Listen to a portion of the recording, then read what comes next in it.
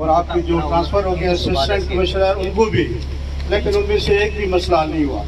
ठीक है जी। पहली बात हम आपसे ये करना चाहेंगे, काइंडली जब तक हमारी मुकम्मल डीसी की तकरीर नहीं होती, काइंडली आप हमें एक हफ्ते में 2 दिन लाजमी दें, क्योंकि चकवाल भी ज़िला है और तलगान भी ज़िला है, लावा बहुत दूर है, दीगर इलाके बहुत दूर हैं, और इस सड़क की ये हालत है कि लोगों की पता चल जाता है कि जब जाते हैं चकवाल ये बलकसर रोड ना बनने की वजह से, तो इसको भी हालांकि जल्दी तामीर होना चाहिए ताकि लोगों के जो इशू है ये ख़त्म हो।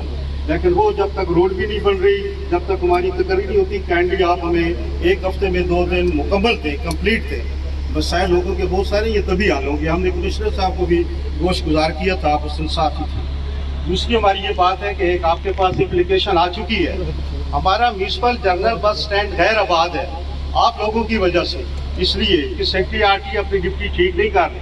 वो वहाँ अड्डे से पत्थर लेते हैं, क्या लेते हैं हमें नहीं मालूम, लेकिन यही नज़र आता है कि वो गैर कानूनी अड्डे क्यों आबाद है शहर में। पूरी सड़क हर वक्त अड्डों का अमाजगाह बनी हुई है, तजावजात की अमाजगाह बनी हुई है। तो काइंडली सड़क से इलीगल अड्डे हैं वो ख़त्म किए जाएँ। ये जो सियासतदानों ने अड्डे बनवाए हैं ये गलत बनवाए हैं। हमारे जो किराएदार हैं सरकारी अड्डे के, वो किराएदार नहीं आपको आपका किराया पे कर सकते जब आप उन्हें आबाद नहीं करेंगे अड्डे को।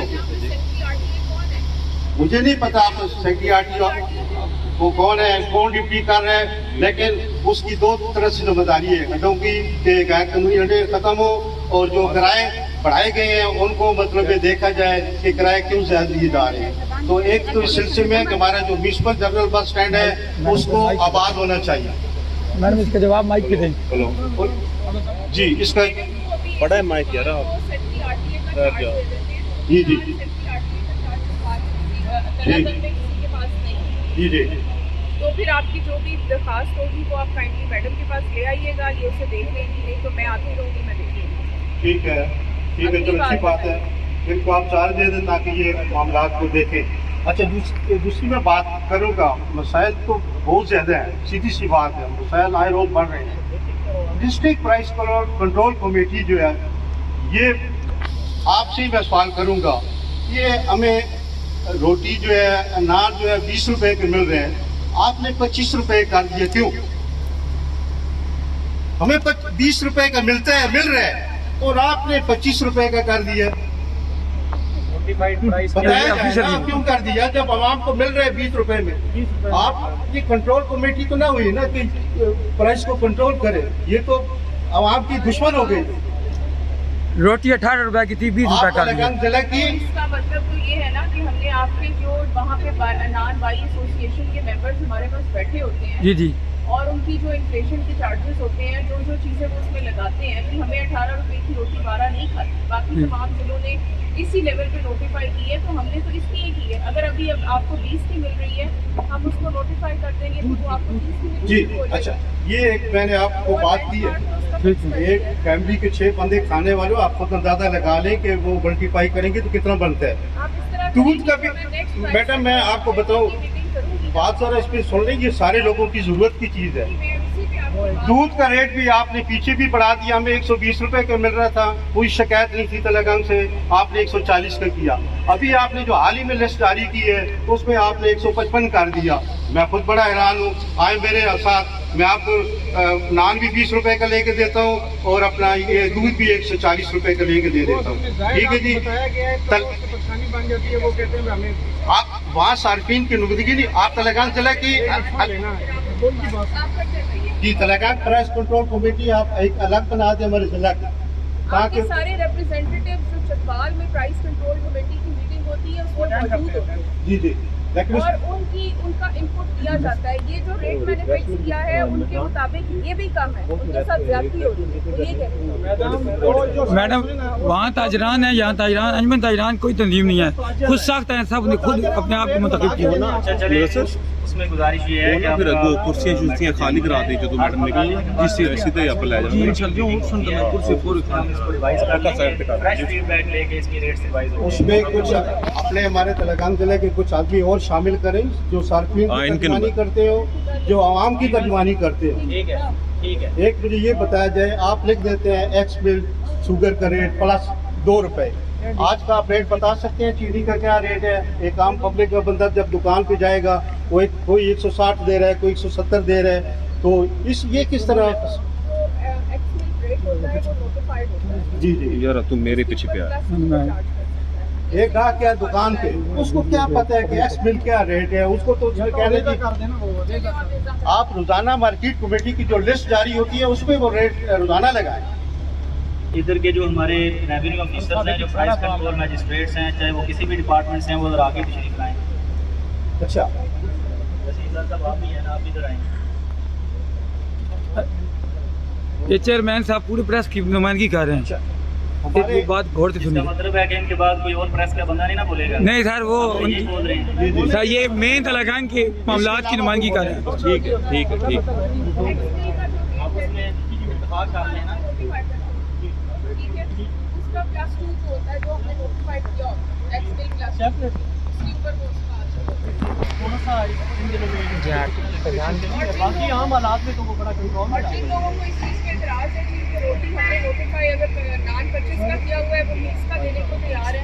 नेक्स्ट में प्राइस कंट्रोल कमेटी की मीटिंग करूँगी, उनको वहाँ लेके आएंगे। मैडम असल में बेसिकली प्रॉब्लम ये है कि जो बंदा कहता है ना कि मैं कम दे दूँगा, उसका वेट बराबर नहीं होता। हमने कितनी दफ़ा वेट चेक करवाया है, तो जो बंदा वेट पूरा ये कहता है वो रेट ग्राउंड ऊपर। जो आम बंदे को नहीं बताई जाती, लेकिन ये कि जब हम मीटिंग करते हैं उसमें इनके रिप्रेजेंटेटिव को ले आइएगा।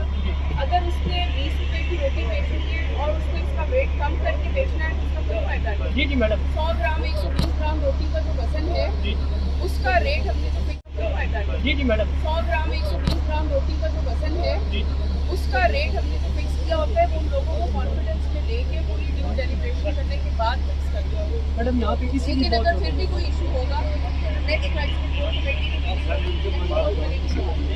मैडम सिर्फ ये वेट का इशू है, बाकी उसमें कोई इशू नहीं है। वो लोग कम वेट कपड़े मार हमारी यहाँ मीटिंग रखेंगे तो उसमें ये मसले आ जाएंगे, क्योंकि फिर बात लंबी हो जाती है, तो फिर आदमी बात है कि और उन्होंने भी बात करनी है। ठीक है ना? और जी जी, 2 जफर मोगला। जी 2 मिनट। अच्छा, इस तरह से हमारे ट्रैफिक सिग्नल काफी टाइम से बंद पड़े हैं, रोड पे हर वक्त इतना रश होता है। जफर चले आप खत्म कर लेना। जी, जी। बाबा जी आप खत्म कर। स्ट्रीट लाइट की भी जरूरत है हमें सड़क पे। ठीक है। जी जी, बात कर। बिस्मिल्लाहिर्रहमानिर्रहीम। हमारे सब साथी काबिल काम भाई सूरत ये आ रही है कि हमारे मुल्क में जो गंदम की पॉलिसी हफ्ता पहले गंदम शार्ट थी, आटा शार्ट था, जिसकी वजह से ये रोटी की रेट मुकर्रर हुई है। अब गंदम अगर वाफिर हो गई है तो रेट खुद ब खुद हमने घटा दी। आप शाबाश की बजाय ऊपर उल्टा हमारे ऊपर तस्वीर करते हैं।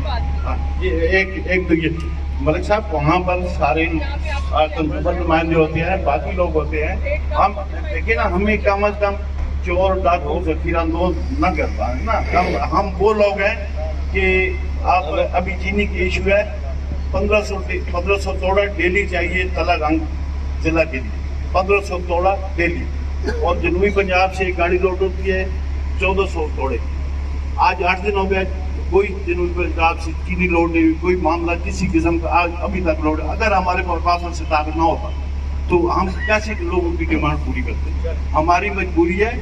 जो अभी घी के मामले ये है कि 2500 कार्टन कराची से लोड होता है, तो 2500 कार्टन का मतलब 40,000 किलो है।